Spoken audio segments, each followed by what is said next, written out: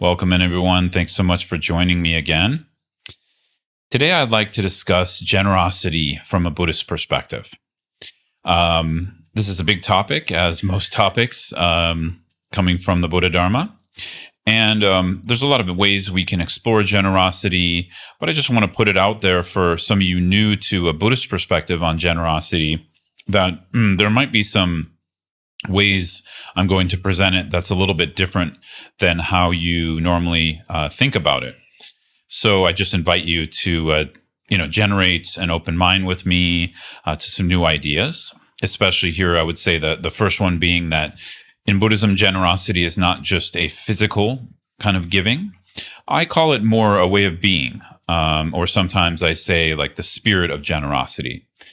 I don't think this is foreign in Western cultures, but we don't usually talk about generosity that way. We talk about it in a material way, right? Which is fine, as that can be beneficial for ourselves and others. But in Buddha Dharma, we explore it also in some other ways, which includes, obviously, material giving. So I'd like to start with a quote from a well-known Buddhist teacher named Chogyam Trungpa Rinpoche. And the reason I'm starting with this quote is because for me, this quote has been a really powerful one to explore generosity in some different ways and to try to work with it throughout my life and generally throughout my days, and weeks. So the quote goes like this: "You have to be wholly involved in the process of giving. You have to become one with what you are doing. No matter how small the thing is in terms of value, one must be fully involved in the giving so that a part of one's ego is also given away." Yeah. So for me, especially the latter part of that verse is quite powerful. There's two themes here that I see in this quote. One is the sense of being fully involved, that we're fully dedicating to the action of giving, whatever that giving is, right? Whether it's to another person, whether it's to ourselves, whether it's a sense of just, like I said, the spirit of generosity or giving. And he said we have to be so involved, so fully involved in that giving, like with our heart, with our mind, with our being, that part of our ego is also given away at the same time.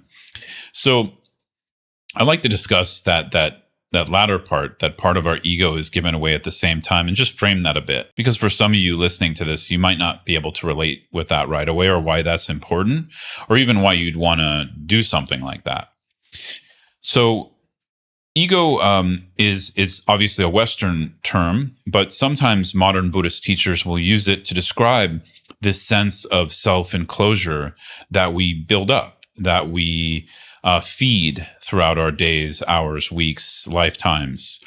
And from a Buddhist perspective, when it's a self-enclosure that's disconnected from those around us, and when we're solely working on feeding our own wishes, what we're clinging to, what we're interested in, or pushing away what we don't want, actually, this moves us further and further away from genuine happiness.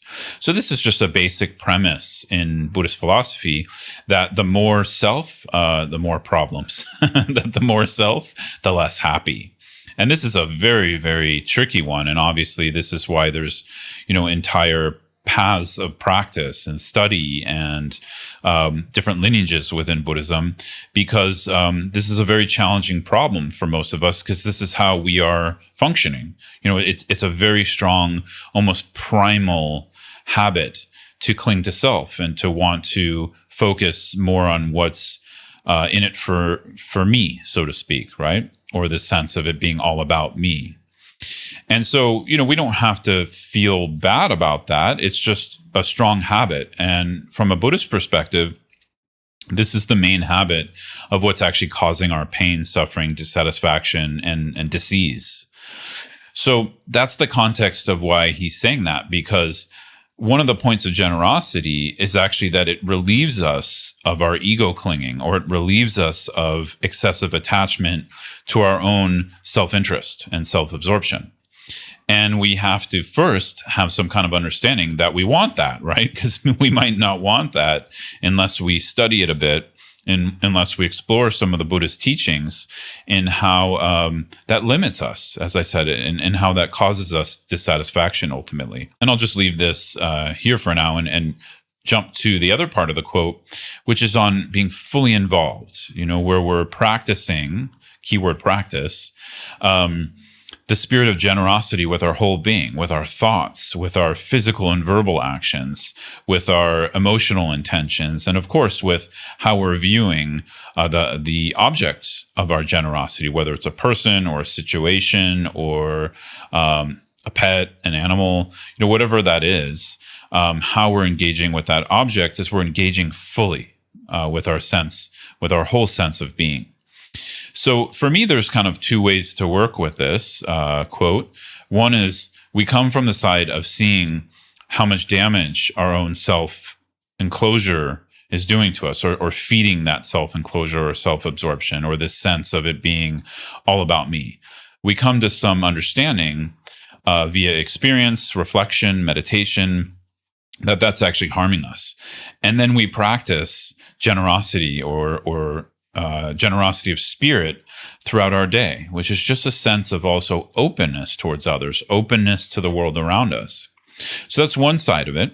The other side is we just so fully jump in to openness in a sense of generosity, a willingness to leave our biases aside and try to see the point of view of others, to try to see what they need, right?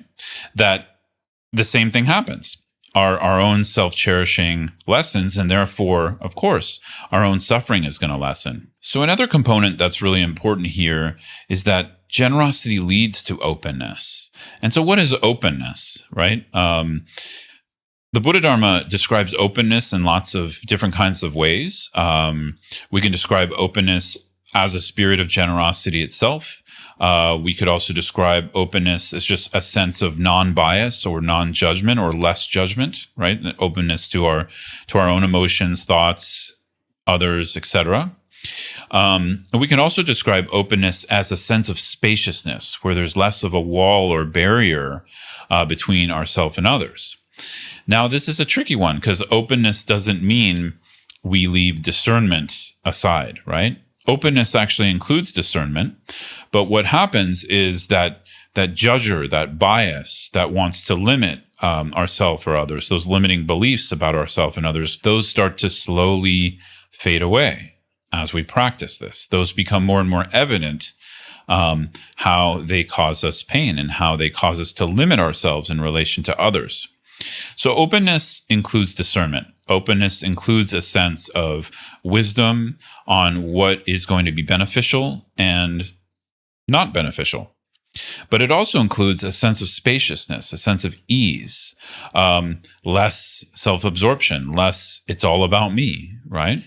So it's very interesting because from this perspective, we're kind of simultaneously working on both generosity and serving and helping others, but at the same time, our own happiness increases. So the 14th Dalai Lama likes to call this like intelligent or smart compassion, because we realize that the more we're able to expand towards the world around us and to live from a sense of generosity and openness, the more we're putting energy into that, we're also going to become more happy. So he calls it intelligent in the sense like there is some self-interest there, but it's intelligent because it's connected to expanding towards the world around us, to expanding to others around us and to what their needs are.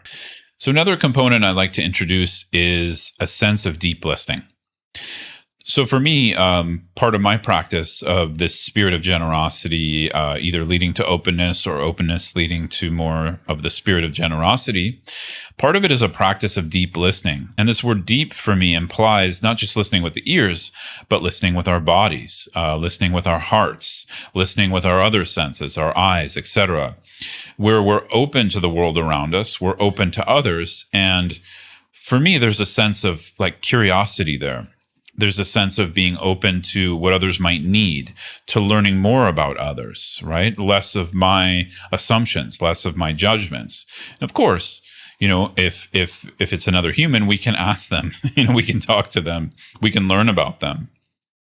But for me, this all comes from a spirit of generosity where, we want to know more about them in order to have more harmony with them, in order for them to be more at ease and happy and to get their needs fulfilled, right? If their needs are wholesome. So here there's this sense or quality of listening deeply via all of our sense perceptions, via our body, and via our heart when our heart is more open.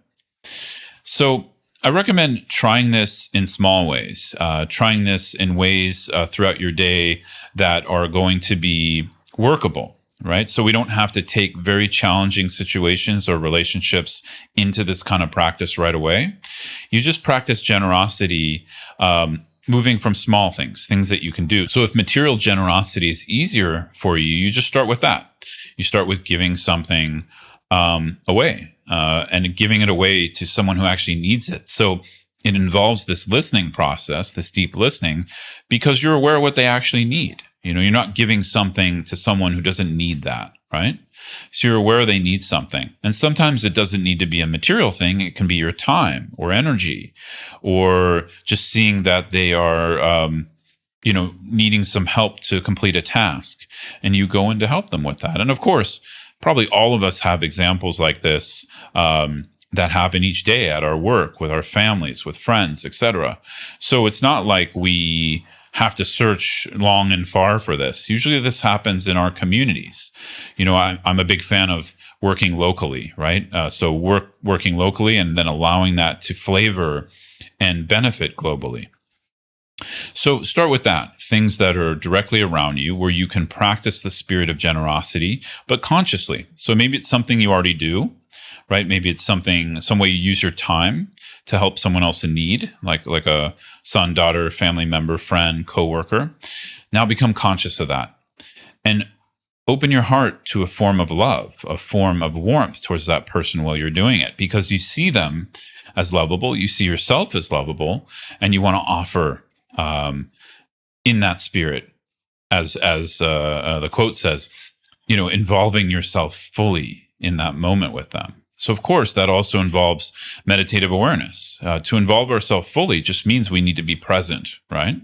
So we're aware, we're present, our heart is open, our discernment is there because our awareness is there, and then we're fully allowing ourselves to be in that moment of generosity. And just notice what that does to you versus like more limited forms where we think we need to do something or we don't really want to do it, but we do it anyways. So instead, we practice from a place of, as much generosity and openness that we can muster. And if you're a meditator, you can experience or experiment with the openness that arises from that. The mind that's more open, that's less encumbered by thinking and to-do lists and, what about this? What about that? It's less encumbered by things, and it's just more at ease. And just allow yourself to rest in that ease.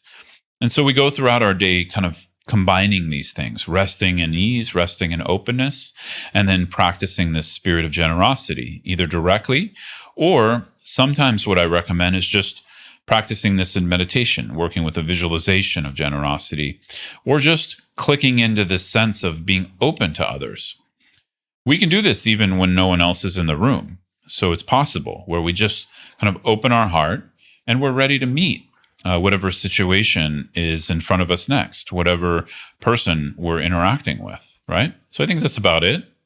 This is a practice I want to emphasize. So if it's challenging for you to do, just make it smaller, make it more doable, make it more bite-sized, right? Make it something that may seem, how do you say it, like too easy to do, like something that's easier to, give your time away with, or something materially, or just enter the spirit of generosity with someone or something that's easier to work with.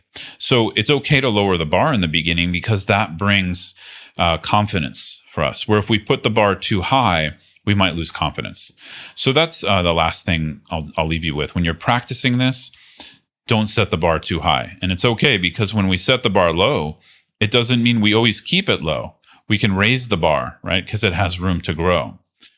So best of luck in this kind of way of thinking, being, and practice.